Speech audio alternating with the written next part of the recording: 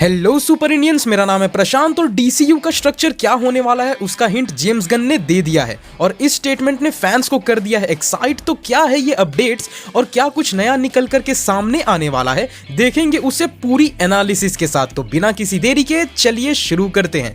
जैसा कि हम सब जेम्स गन को काफी लंबे समय से जान रहे हैं, जहां उन्हें ट्विटर पे लोगों को आंसर्स देने में आता है बड़ा मजा, और इसी मजे ही मजे में उन्होंने अपने एक फैन को दे दिया है जवाब कि डीसीयू का स्ट्रक्चर क्या होने वाला है।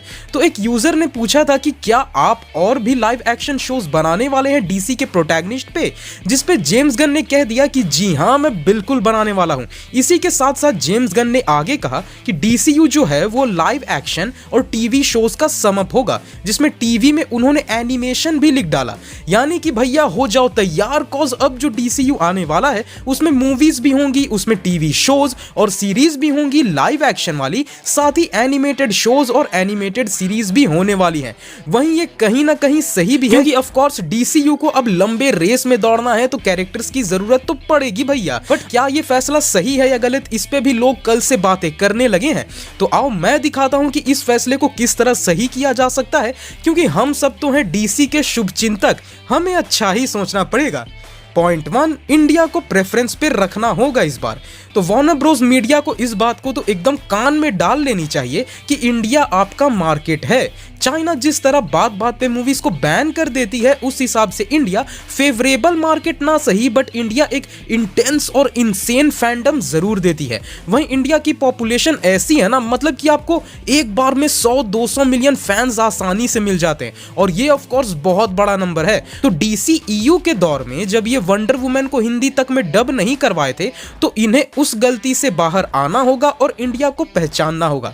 पॉइंट नंबर 2, व्यूअर बेस को बढ़ाना पड़ेगा। अब यार डिज्नी प्लस के ही तरह वार्नर ब्रोस के पास भी अपनी खुद की एचबीओ मैक्स है, बट हम इंडियंस के लिए ये सेवा कवरेज एरिया से बाहर है। तो अब जब डीसीयू फाइनली एक कंबाइंड यूनिवर्स बनेगा लाइव एक्शन सीरीज और एनिमेटेड सीरीज के साथ, तो इसे स्ट्रीम भी वो करेंगे जो कि मोस्ट प्रोबेबली एचबीओ मैक्स पे ही होगी, और वो इंडिया जैसे कंट्रीज और कई कंट्रीज में अवेलेबल नहीं है, जो कि अल्टीमेटली डीसीयू के व्यूअर बेस को रिड्यूस कर देगी। तो इन्हें इस ड्रॉबैक से निपटना होगा।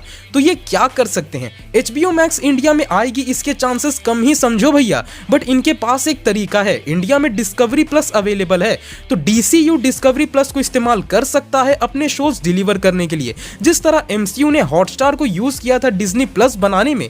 तो इस एक तरीके से वार्नर ब्रोस का एक्स्ट्रा खर्च बच जाएगा एचबीओ मैक्स को सेपरेटली एक्सपैंड करने का। वहीं डिस्कवरी अपने डिस्कवरी प्लस के सब्सक्रिप्शंस भी आसानी से बेच पाएगा, और उस पे कंटेंट आएंगे तो लोग खरीदेंगे भी।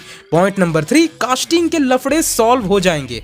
अब देखो गाइस, इतना तो मान के चलो कि जो पॉपुलर फेसेस की कास्टिंग हो रखी है उन पे तो मूवीज ही आएंगे, जैसे सुपरमैन। अब हेनरी कैविल आया है तो इसके फेस को अभी डीसीयू फुल्ली यूटिलाइज करना चाहेगा, जो कि सही भी है। बट वो कैरेक्टर्स जिनके कास्टिंग हमेशा फंसते रहते हैं, जैसे ग्रीन लैंटर्न, अब ये जो कैरेक्टर्स है इनके पहले एनिमेटेड शोज लाए जाएंगे तो सही रहेगा। इससे होगा ये कि वो कैरेक्टर्स भी ऑफिशियल डीसीयू में आ जाएंगे, उनकी स्टोरी भी सही तरीके से कैनोनिकली आगे बढ़ती रहेगी, और जिस दिन सही कास्टिंग मिल जाएगी तो उस कैरेक्टर को वो लाइव एक्शन में भी दे देंगे। तो इस तरह से उन्हें दूसरे कैरेक्टर्स को इंट्रोड्यूस करने के लिए ज्यादा वक्त तक रुकना नहीं पड़ेगा। जिसके एक्टर्स नहीं मिल रहे तो फट से उसकी एनिमेटेड शो बना डालो फाड़ू एक्शन के साथ, कॉज एनिमेशन में थोड़ी लिमिट होते हैं। कहानी की कहानी भी बढ़ जाएगी, लोगों को मजा भी आ गया और कैरेक्टर इंट्रोड्यूस भी हो गया, यानी पांचों उंगली घी में।